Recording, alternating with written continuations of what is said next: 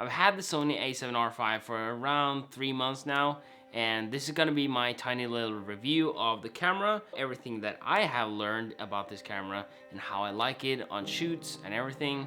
So I use this fully as a hybrid camera. I use it as much for video as I do for photo, and this little tiny flip screen here that has tilt and flip, I really got to love this screen.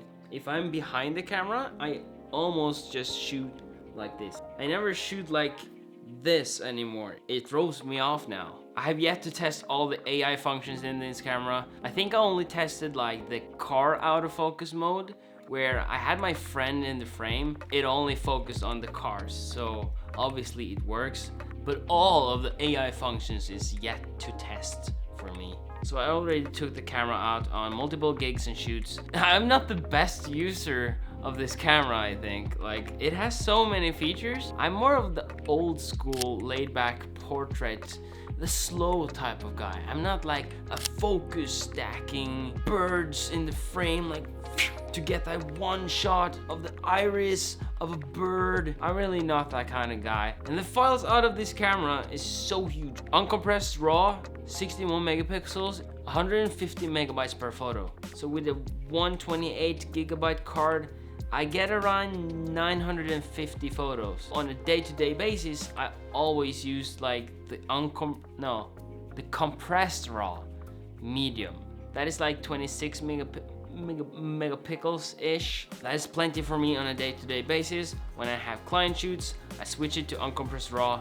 The most juice I can get out of this camera. So many features in this camera that I haven't even touched. Like, this is a photo first camera, but I'm not using it to the full potential. Like, it has this focus stacking mode, a super sharp image with like focus all over it, like a landscape photo, like product photos where you need to have everything tack sharp from the front to the back.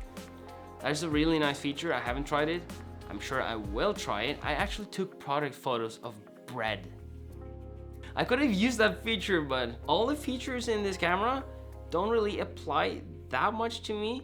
But I'm sure I will use like the car focusing mode, where I'm on a car event and there's so many people, so many cars.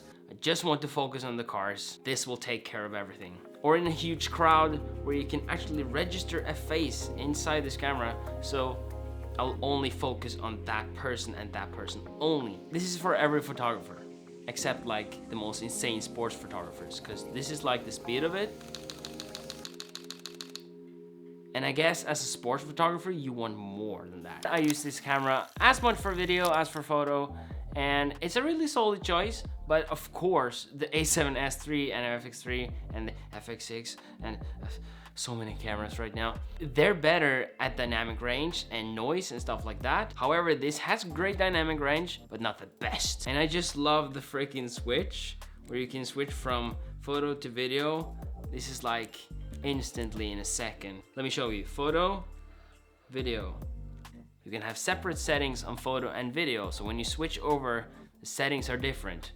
Often on some cameras you will have your settings just jump over from video and photo, and sometimes you don't want that, so here you can control it. I also love this dial right here. So basically I can put it to 50 shutter and lock it. Now it doesn't go anywhere, and I don't screw up my shot like filming in 1/30th of a second and everything is blurred out and my client hates me, and 4K 60 crops in like at 1.2 times ish.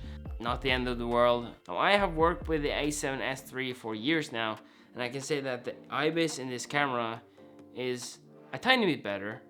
Not like a huge leap better, but I feel like when I'm just standing still, panning and stuff like that, I feel like the shots look like it's filmed on a gimbal. But I don't always find the IBIS to be my best friend, you know.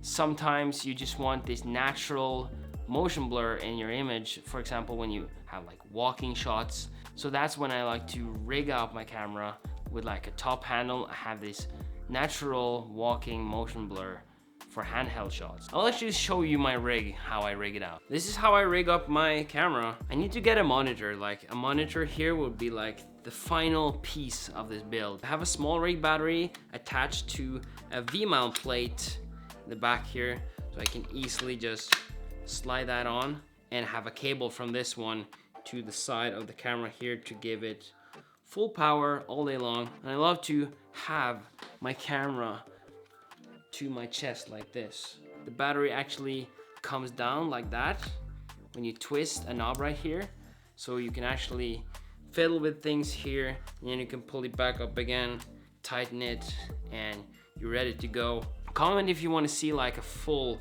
breakdown. It also has a quick release, so you can just take off all these parts, and now you have a tiny little setup, and you're ready to go again.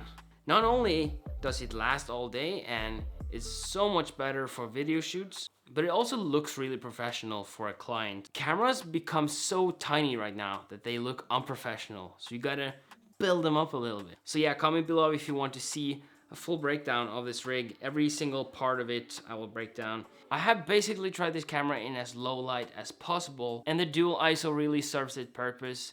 800, 2500, that's where the ISO is gonna be the best. That's where you're gonna get your cleanest image out of this camera.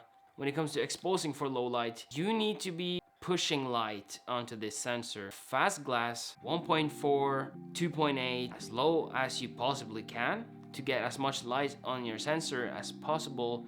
Because yes, it is noisy at times, but you can hide the noise, as they say. Take a look at this shot of my friend here, where you can see that in his t-shirt there is noise, but when we put a color grade on top of it, you cannot see the noise anymore. But at least in the shadows, there's detail. And having detail in the shadows is so much better than having no info at all and clipped blacks. Canon. Yes, this camera can be compared to the A7 IV, and you'll save around $1,500-ish on going with that instead of this one.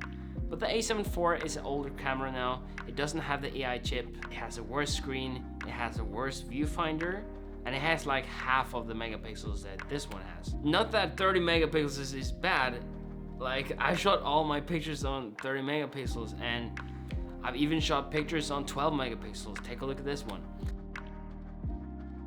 So you should really consider like the A7 IV and a lens instead of just buying one camera body, because you can actually get a lens and a camera body for the price of only this one. When it comes to what Sony could do better with their cameras, they should take a real good look at their cameras and say, how would this be better to hold? For example, my pinky finger right here needs some more space. And this pointy thing where you attach your lens strap, like the FX3 did it so much better. Why can't we have like an FX3 style lens strap thing on these? Pointing into my palm right here doesn't make sense. Anyway, all in all, what a beast of a hybrid camera. This just shows that Sony will put so many more features in their next cameras. The AI chip, this screen.